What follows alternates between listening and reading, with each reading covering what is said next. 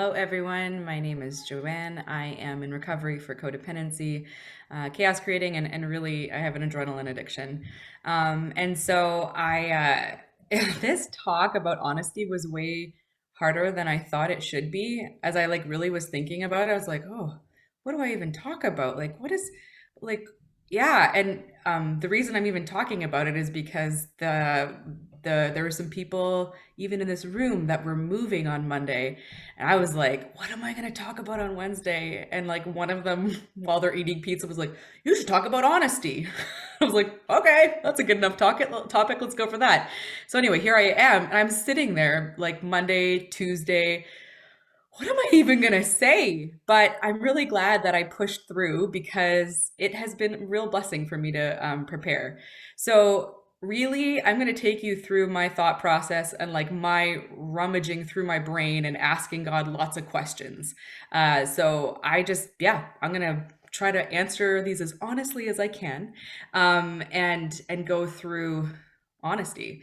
So the first question I asked was, what does it even mean to be honest? Can I trust my own thinking, my own version of what I believe is honest? I can say at the beginning of my recovery journey, I don't think I could even trust my own thinking.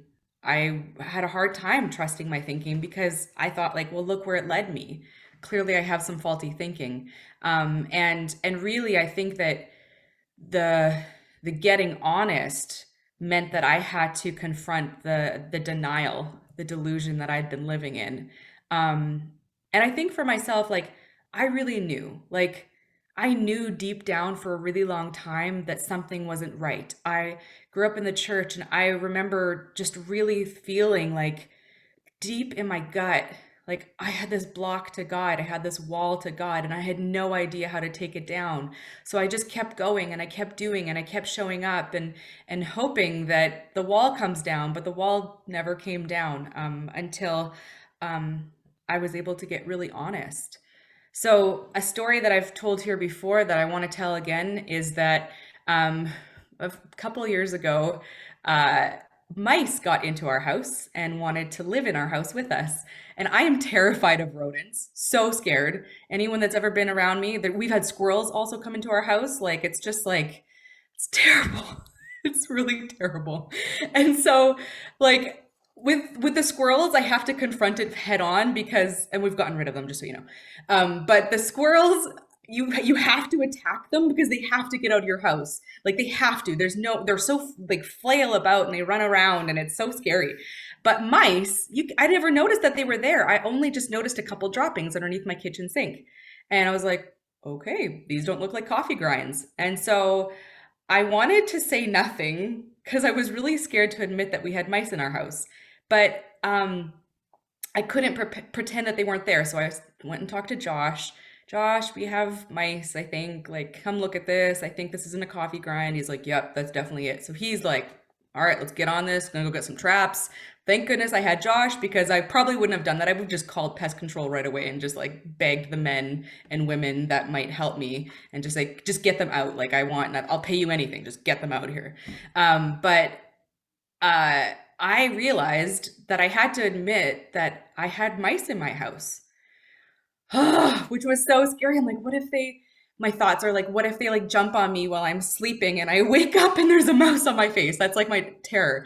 But I had to admit that they were there in order to do something about it. And realizing that these mice, we did some research. If you leave them in your house for long enough, they chew, chew, chew, chew, chew into all your things. And the worst thing that they can probably do is chew your electrical like cords and everything. And so then your house could burn down. Like mice are no joke. And so that's the same thing for my disease. My disease gets worse and worse and worse. And all of you here, if you're the real deal of whatever addiction you have, it's just going to get worse and worse and worse until we confront it, until we say, I got mice in my house.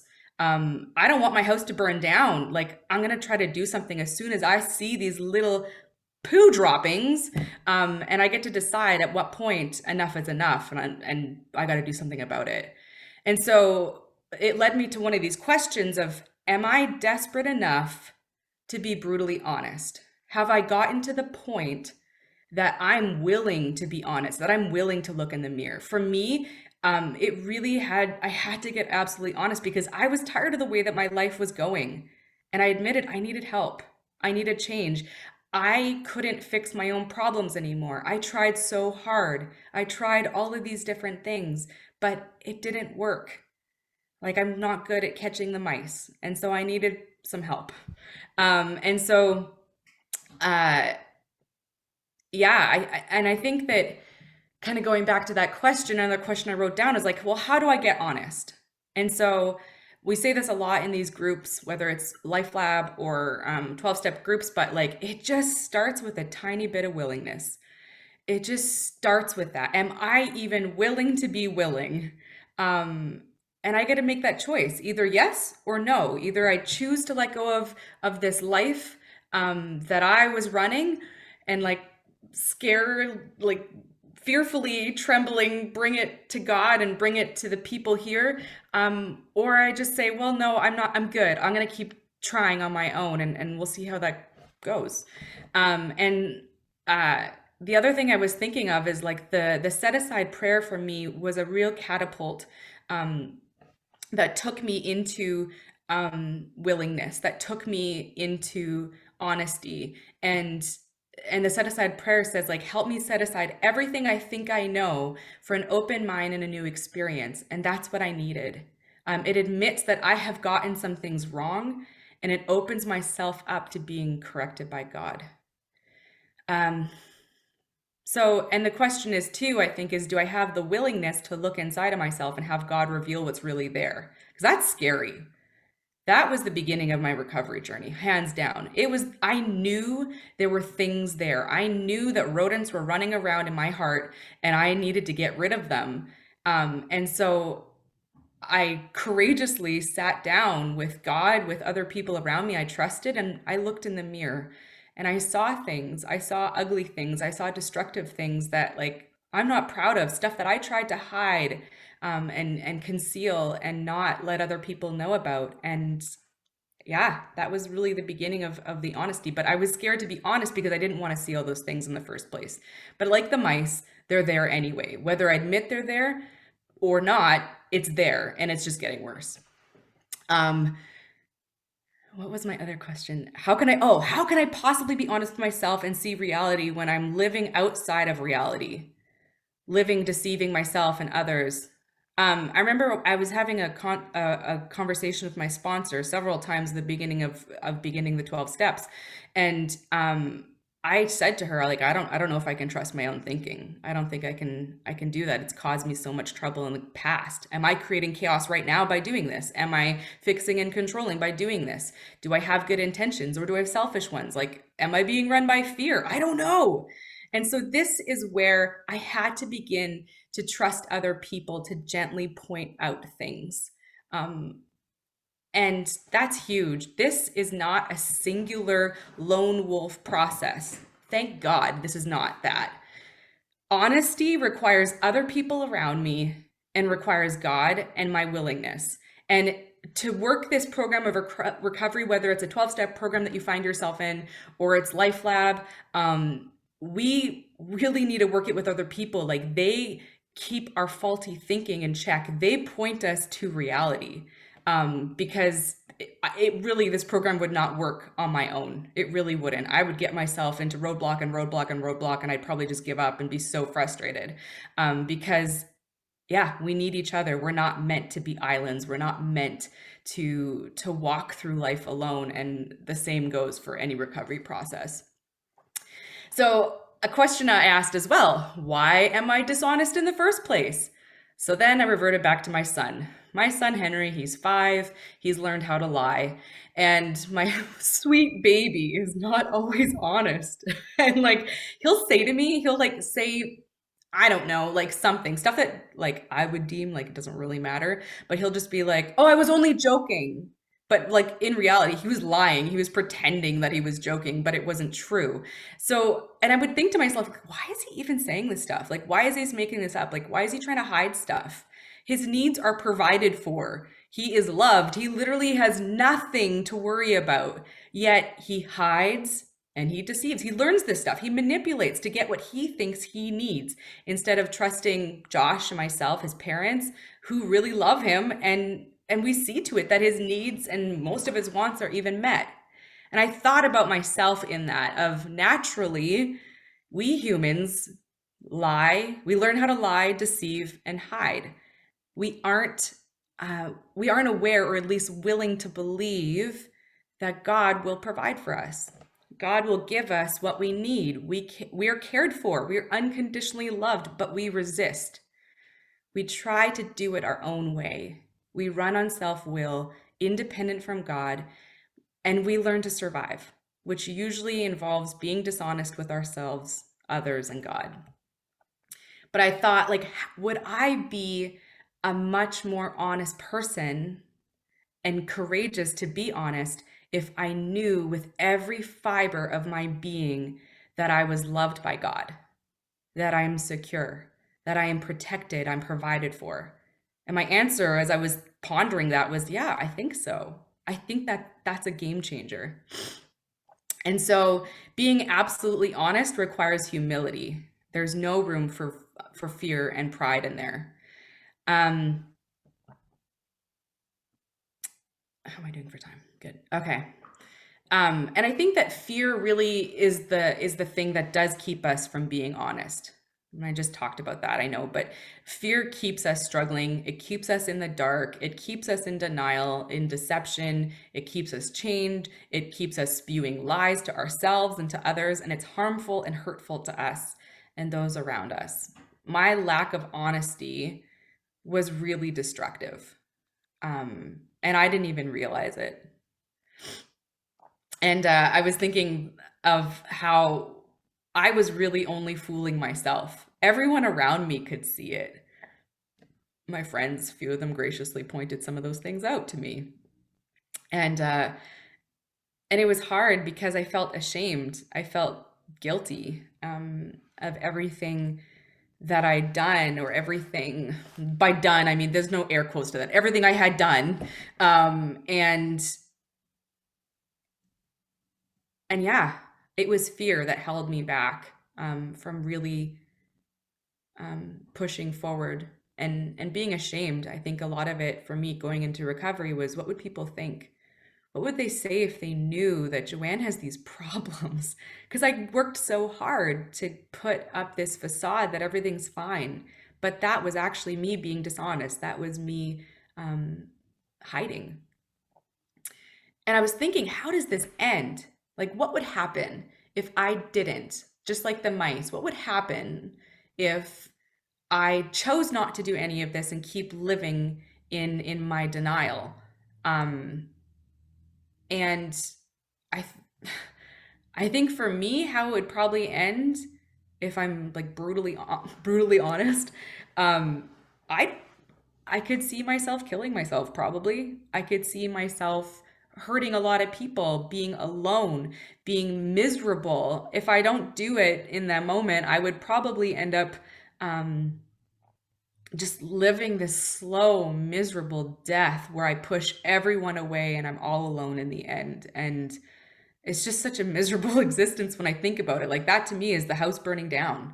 And so do I want to live that way, or is there a different way? And that to me is the hope when I read the good book and the big book. And as I've gone through LifeLab as well, I'm seeing that there's an alternative, that this scary honesty of actually admitting what's real anyway is the ticket to life, is this like dying to myself. It's so opposite of what seems as it should be. But if I'm willing to die to myself, and die to these things that I've arranged for myself, the way that I've played God, I'm promised that there's life waiting at the end. I'm promised that there's abundant life, there's good life, and I've seen it, I've tasted it, I have these promises coming true, and it's like, man, it was worth it. I wish I'd known sooner. Like I think that sometimes, of just like, if only I'd known just a little sooner, what could have been.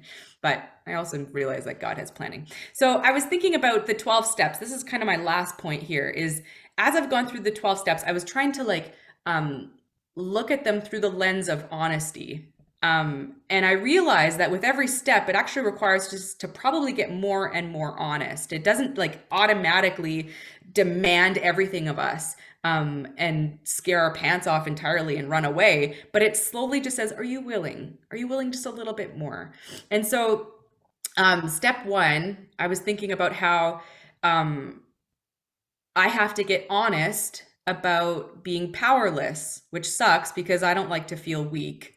But I eventually realized I am powerless. For me, it was powerless over adrenaline, and that my life had become unmanageable. Which is also hard because I don't want to say that I'm not running my life well, but I really wasn't. Like, and so admitting that I need help is honesty, is rigorous honesty, really. Step two, that God can restore me to sanity. And the way that I was living was insane. I had to admit that I had to get honest about the insanity that was in my life, expecting things to change when I wasn't doing anything different, and keep trying and trying and trying. It's kind of, I think it's described around recovery circles, especially of just like we're on this like this hamster wheel and we're spinning and spinning. We're trying to get off of it, but we just keep running, expecting that at one point we'll fly off the wheel or something. But no, that's not how the wheel is built. It's just meant to keep turning and turning. So I had to do something different. I got to get off the wheel. So step three is turning my life over to the care of God. And this, I think, was kind of going back to my idea of my son Henry, of am I willing to believe that God, if I get off the hamster wheel, am I willing to believe that I'm going to be taken care of when I get off? Maybe God can, in fact, care for me.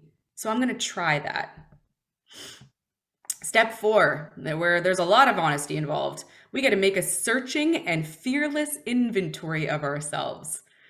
This requires rigorous honesty to take inventory of our lives. And the one thing I really appreciated from my sponsor was she would be like, Joanne, remember, we are fact checking. We are not sitting here and shaming ourselves. We're not sitting here feeling uber guilty about all this stuff. We're just stating the facts. This is what happened. And I was talking to Josh about this talk yesterday, and he was like, oh, it was like when I worked at Costco. He's like, we had to do inventory. It was like a whole day or couple days ordeal, and they had to do inventory. So he's like, oh, one time I got stuck with like the socks. And there's like hundreds of socks. So here I am counting the socks.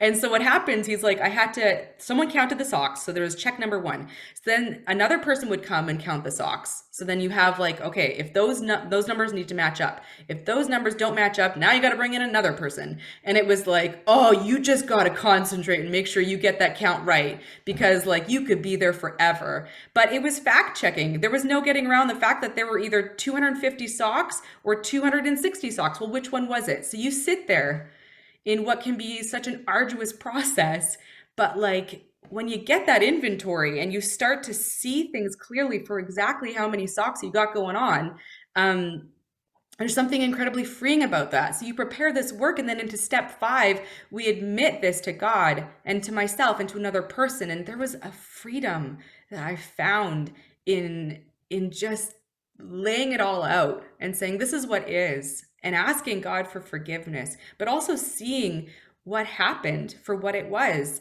and to know that that doesn't have to be my life moving forward. It's quite sweet. And then step 6 and 7, we got, objectionable things that we look through. That's hard. We got some bad stuff that we carry with us. We ask God to remove those things. 8 and 9, we make a list of harms. Oh man, this is even harder. So now I have to make a list of harms that I've done, and being willing to go to that person and say, hey, I really blew it. And that is a form of honesty that, like, it's one thing I found for myself to be honest with me. It was quite another to have to bear that to other people that likely I'm already pissed off at anyway, that have come up in my resentments.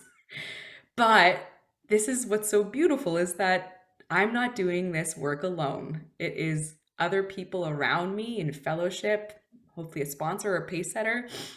And it's God. God is the one that does the work. And I think that that is really it, that God takes our willingness, our little bits of willingness every day, and he does amazing miracles. And I have seen it over and over and over again. I've seen it in my life. I've seen it in my husband's life. I've seen it in just about every person's life here. I may not know you, so that's why I would say that. But like, I believe that God is capable and that he wants to do this work. And so then we get into, oh, I'm running out of time. Step 10 and 11, everyone knows that that is great. Step 12 is what I want to end with. Is I was reading in the big book, page 13, the last paragraph of it. And this is from Bill's story. And he says, now that he has done all of the 11 steps and he is now going into the 12th step, he's saying, my friend promised when these things were done, these 12 steps were done, I would enter upon a new relationship with my creator, that I would have the elements of a way of living which answered all my problems. Belief in the power of God, plus enough willingness, honesty, and humility to establish and maintain the new order of things were essential requirements. Simple, but not easy. A price had to be paid. It meant destruction of self-centeredness. I must turn in all things to the Father of light, who presides over us all. And so I guess just in closing is just asking these questions of, am I willing to be honest? Am I willing to trust someone else to look at my life with me and risk being honest with me? Can I go to God and ask him to reveal what's true and to be honest with me? This rigorous honesty keeps me in recovery. Truly, it does. It keeps me from slipping into relapse. Honesty keeps me in reality so I can be of use to God, to pass on a message of hope and to be of real help to others. Real honesty keeps me out of fear and promises a full, abundant life.